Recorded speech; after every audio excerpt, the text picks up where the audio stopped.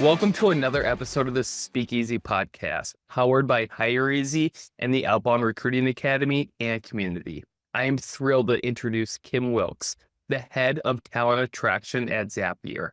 Kim is passionate about helping others, leading and mentoring teams, and connecting people to new opportunities worldwide. At Zapier, she leads a talented team and collaborates to shape the company's employer brand. Zapier, a no-code automation platform, helps users connect over 7,000 apps, making work more efficient and human-focused.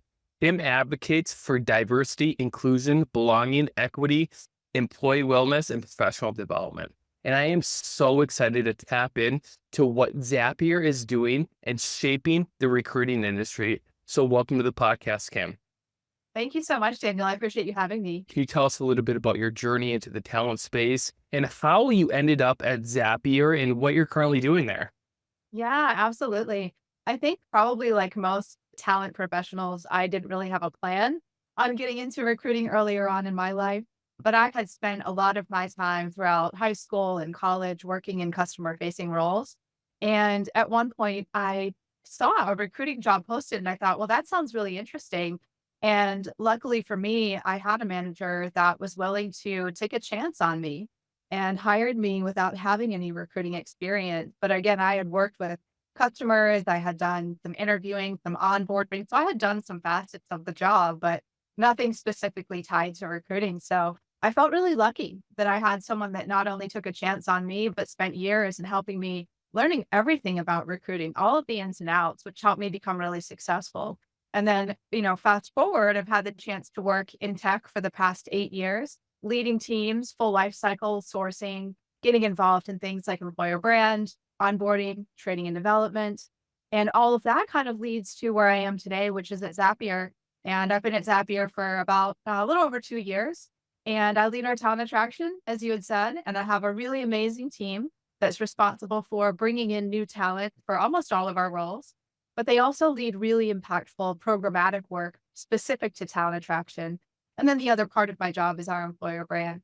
So it's been a lot of fun over the past 2+ years. Within talent attraction, automation is a huge aspect to kind of what you guys are doing. You're the forefront of doing this.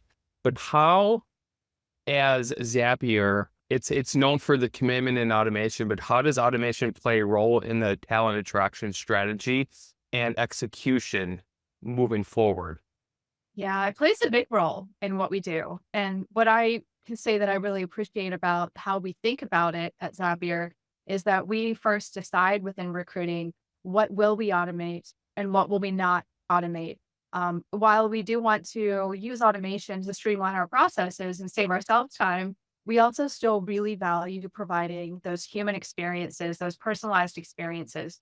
So for us, like one of the things we don't automate is our application review process. We have a team that spends a lot of time reviewing every single application by hand. And then we commit to providing updates every 7 days. We don't always get it right 100% of the time, but we do our best. And I think our team does a really great job. But I think it's a very inclusive process. And it's one where we look at the questions that candidates are providing in their application, and we're reading those and we're getting a sense of who they are, where they've been, what they can do for Zapier. But beyond that, of course, we also think about what do we want to automate? What are some ways that we can streamline the process? We are now using Ashby as our CRM and our ATS. And so there's a lot of automation that happens there. I think about our sequences, like all of the email sequences that my team sends out, as well as all of the email follow-ups. So that helps us from having to go in and manually send messages to folks when we can just have the system do that for us, and we can save that time and spend more time in talking with candidates and building those relationships. I would say another one that's really important for us is BrightHire. We started using BrightHire about a year ago, and it's been a really great tool because the AI that's built into BrightHire allows us to, or it takes notes for us while we're interviewing candidates. And we also have recordings. And so having the recordings is great because we can advocate for candidates when we're making decisions on who we want to consider when working with hiring managers. So say a hiring manager has a question or they say, oh, I'm not sure about this candidate for XYZ reason. We can go back to that recording and say, hey, take a look at this point of the BrightHire recording because this is where they share so much great information about themselves and why I personally think they'd be a great fit here. So that's been another really, really cool automation tool for us. Now, is your recruiting team taking that video and presenting that, or is it just a transcript? And what is the response from the hiring managers when your recruiters are bringing specific data and specific use cases to validate that this candidate would be a good fit with your hiring managers? I love it.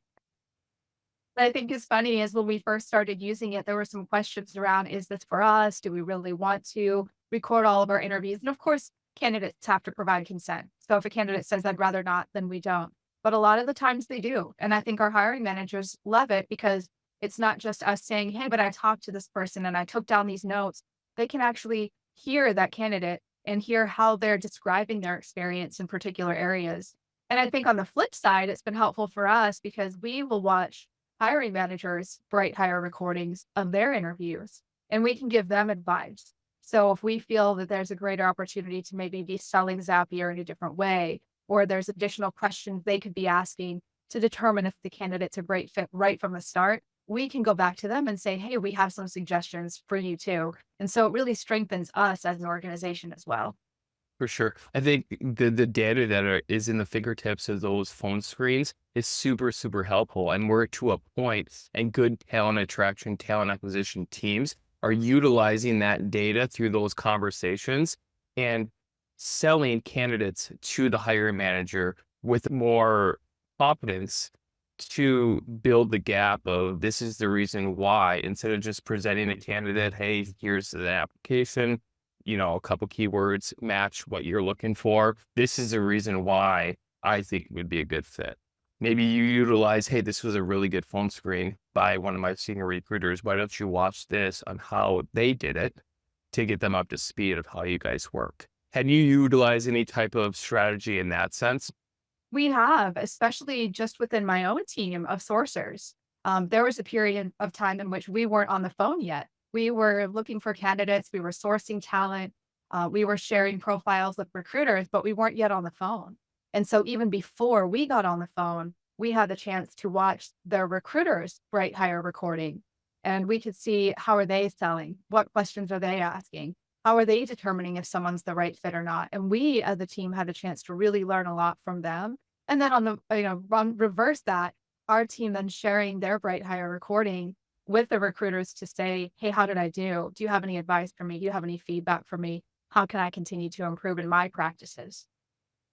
With that feedback, what would you give the audience, maybe if they're starting to look for a new opportunity and apply? What are some tips for application, resumes? My advice would be, when you're filling out your application, to make sure that your application or your resume align with what you're seeing in the job description. And I say or because we actually don't require a resume at Zapier. And I know it's a completely different way of thinking, and pretty much all companies do require it. And I think it can be helpful, especially to see all of the accolades and the impact that you've made.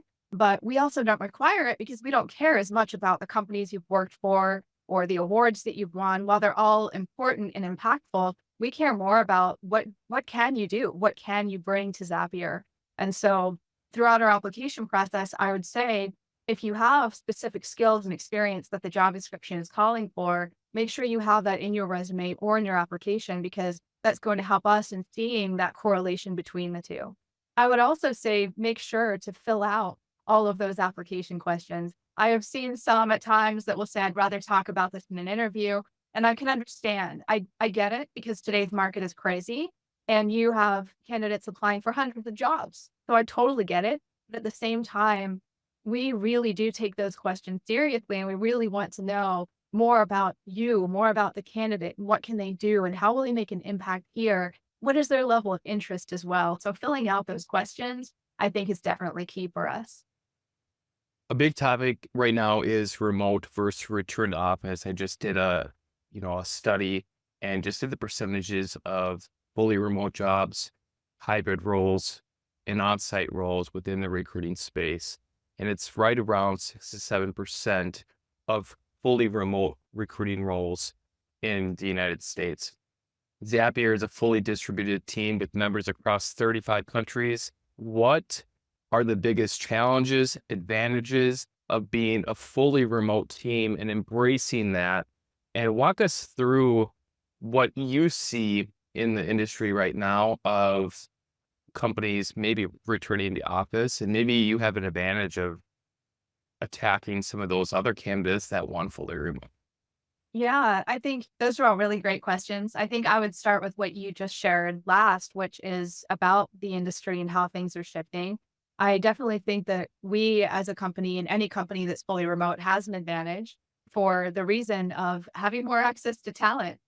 You have the opportunity to build a more diverse team, people from all different backgrounds, all different experience levels, different types of companies. And with that, you have diversity of thought. So I just think that that's absolutely crucial. But I realize that not every company can operate fully remotely. And I also acknowledge that there's a lot of people out there. I have a lot of friends that have jobs that just can't be remote.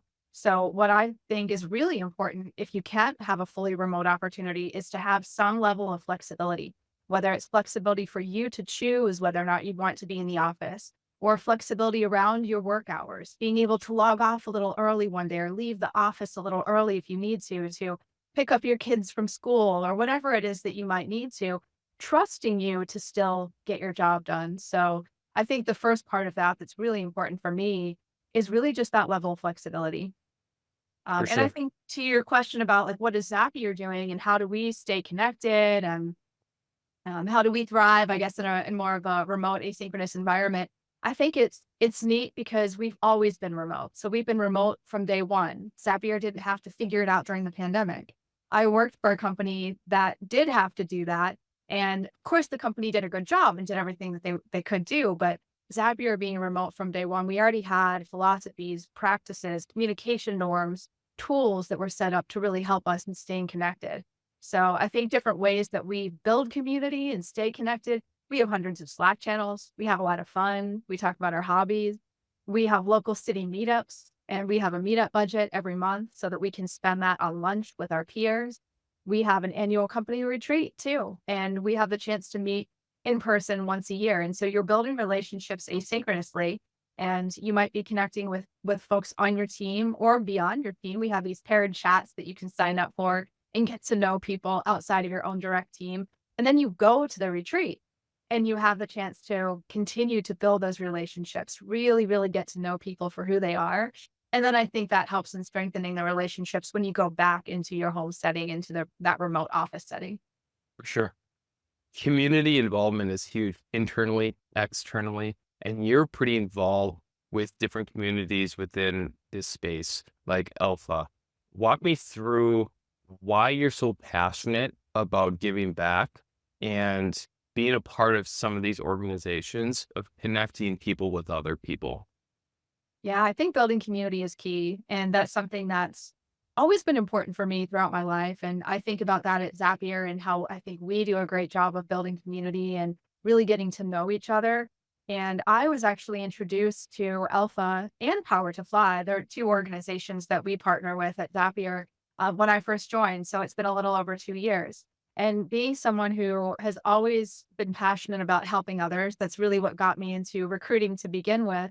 I just found the opportunity to connect with others, specifically, I'll say women and folks from underrepresented backgrounds, because for me as a woman in tech, I have faced some hurdles myself and I faced a lot of roadblocks. And at times I didn't always feel like I had an advocate. I didn't have someone that I could talk to or share my experiences with. And so now that I've gone through some of these experiences, it's really important for me as much as I can to give back to others that might be looking for that same thing. So I try to get more involved with Alpha specifically because of the network that they have, putting guides together that can offer women or people from all different backgrounds advice on the interviews that they might be setting up or their resumes, anything that can really help them in that job search process, but beyond too. Because when I think again about the market and there's so many layoffs and people are going through tough times. So I think creating that space, I've done some live Q&A is just honestly just to be there and to answer questions and to be there to support others. That's been really, really impactful for me and really important. Can you tell me maybe one thing that maybe you struggled with or didn't have that outlet to talk to solve a problem within your career, but some of those groups getting involved and now you're a huge advocate for it. Like, what was that one thing of maybe in your career, this is my opportunity now to get back? That's such a great question. I feel like there's so many different things I could say, but I think the one thing that really resonates with me is probably being confident, finding confidence when you feel that you've been knocked down or you had opportunities pulled away from you, or maybe your work hasn't been seen or it hasn't been valued for a number of reasons. And so you lose that level of confidence. And I felt that way many times throughout my career, but I didn't always, again, like I didn't have someone that I could go to and say, hey, I'm going through this right now. I didn't have a coach, I didn't have a mentor. And so for me to be able to even speak to other women to say, hey, you have been through these things, but you've also been able to come out of those and you are stronger than you believe. And you can do this. You can achieve the things that you want to achieve despite people maybe telling you that you can't or that you're not going to be successful in certain ways. So being able to like share those words of affirmation, but also just be there to listen. I wish that I had had more of that in my career. I do have more of that now, which really means a lot to me. So I would just say that's probably the biggest thing. You have a quote on your LinkedIn profile that says, "My goal in life isn't merely to survive, but to thrive, and to do so with some passion, some compassion, some humor, and some style." Walk me through what that quote means to you and how has that affect your outlook in your career? That's an amazing question. I don't think anyone's asked me that. Well, I mean, it's the great Maya Angelou, and she was such a strong, independent, wonderful human being. And so that to me, she to me was just an inspiration in so many ways. But I chose that one in particular because I think it just resonates with me in so many different ways. Being compassionate towards other people, being empathetic and listening to other people, and really thriving. And I think that can be a hard thing to do in today's world. But I think showing that compassion and building relationships, building networks, having some fun, joking around a little bit. I think it can all really help you in being the best that you can possibly be. So it resonates with me for so many different reasons. I love that because, the way I see it is, you're true to yourself and you're willing to help other people that maybe don't have opportunities. And you're a strong advocate within the diversity, inclusion, belonging, and equity space. How do you integrate those values into Zapier's hiring and workplace culture? Yeah, that's such a great question. I love that question because that is really what my team does. That's our focus. We are really committed to and intentional about building or bringing more candidates from underrepresented backgrounds into our pipeline and seeing them move through the process and getting hired at Zapier. So when we start our recruiting or our sourcing process, that's where we put our focus first. We look for quality, but we also look for individuals from underrepresented backgrounds before we do anything else. I know we've also talked about Alpha and Power to Fly, but we also rely on those to help us in many different ways. When I think about the pipelines that they're providing to us, as well as the opportunities for our own teammates to get involved in more of the talent brand side of work, where they're telling their own stories and blogs and in videos. And so being able to represent our own teammates in that way too, I think has been really, really helpful for our hiring practices because others can see those, other potential candidates can see and they can watch and read those and think, oh, that person is just like me, or that person looks like me, or I've gone through what this person has gone through, and that resonates with me. So being able to connect that back, I think is really key. So I think within our sourcing practices, those are definitely the key things that stand out to me.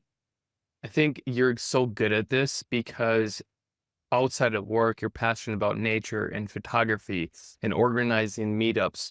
And that all resonates with me because you're telling a story. You're telling a story about your company. You're telling a story about your team. You're telling a story about who you are and telling a story about the people that you are connecting with and putting them in the spotlight.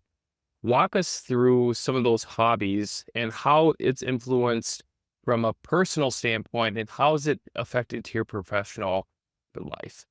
Yeah, I love that you're like bringing all of that together. That's so neat. I would say in terms of meetups, so I've been a meetup host for about 10 years, and I've done it in cities all over the country.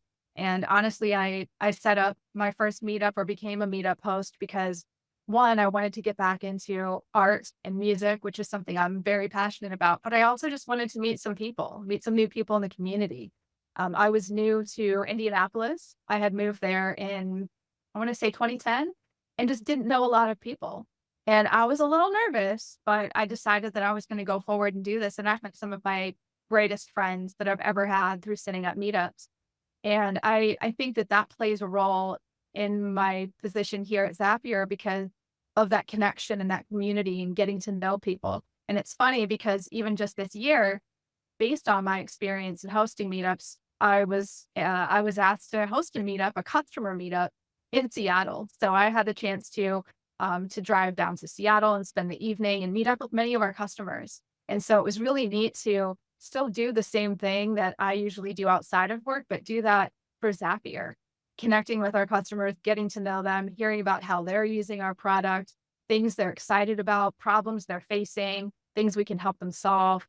It was just such a neat experience. On the nature side of things, I've just always been connected to nature. I feel like in my work and what I do, I'm always going. I'm always doing something. I'm always on the move. It's staying connected to folks on Zoom all day and a lot of meetings.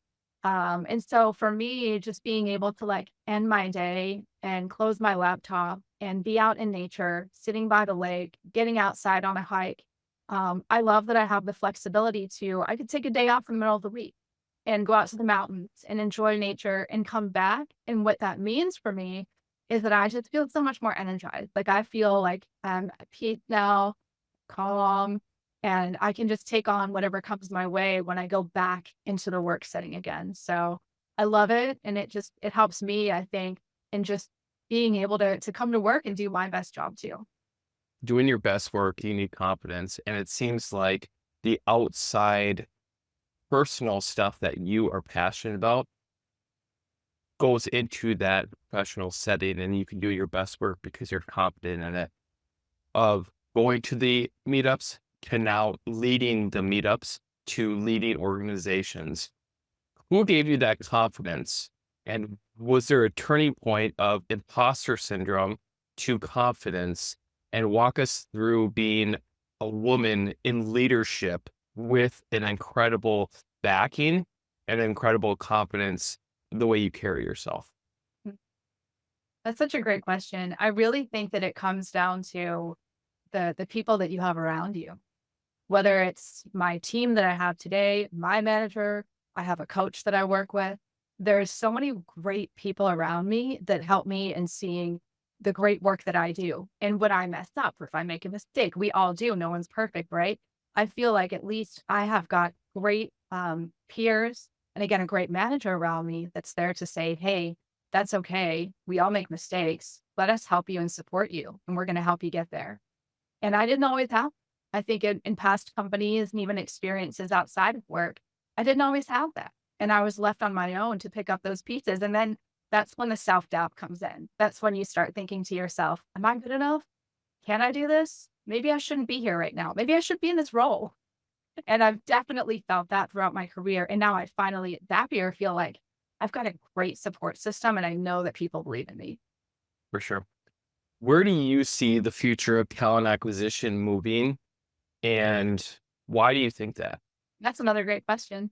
I don't know that I have the answer, but I definitely I think automation, AI will definitely play a big role in the world of recruiting. But I do think that there has to be some caution there again of like, what do we automate? What do we use AI for? What do we not? And just being really genuine in our approach. I think the more that AI and automation is integrated, I think it can be easy to forget about, say, the candidate experience. And so I think that regardless of how much we decide to begin utilizing or continue utilizing I think we also, and I hope to see that continued focus on the human experience and building those connections and having relationships with people because, nobody is a robot. And I think we have to go one step beyond that.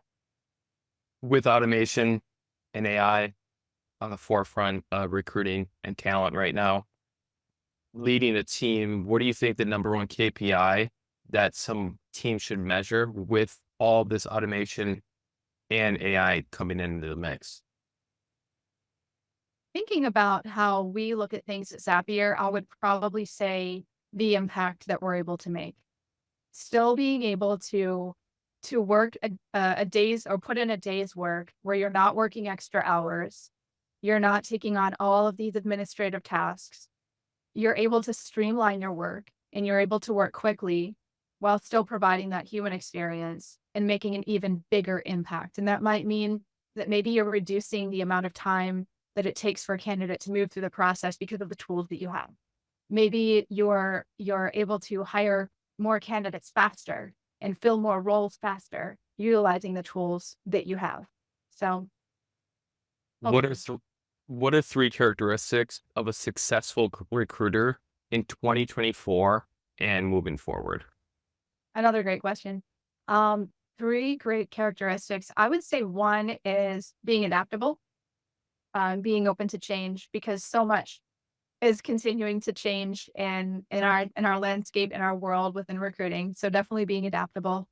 Um, I would probably say continuous learner as well. There's so many new tools and resources that are coming out. It's almost hard to keep up with it sometimes. But I think someone who's willing to try different things, not someone who is, well, I've always done it this way, so this is how I want to do it. That's open and curious to learning about new tools. And I think the third thing, and I say this because we say this at Zapier, but it's thinking like a team.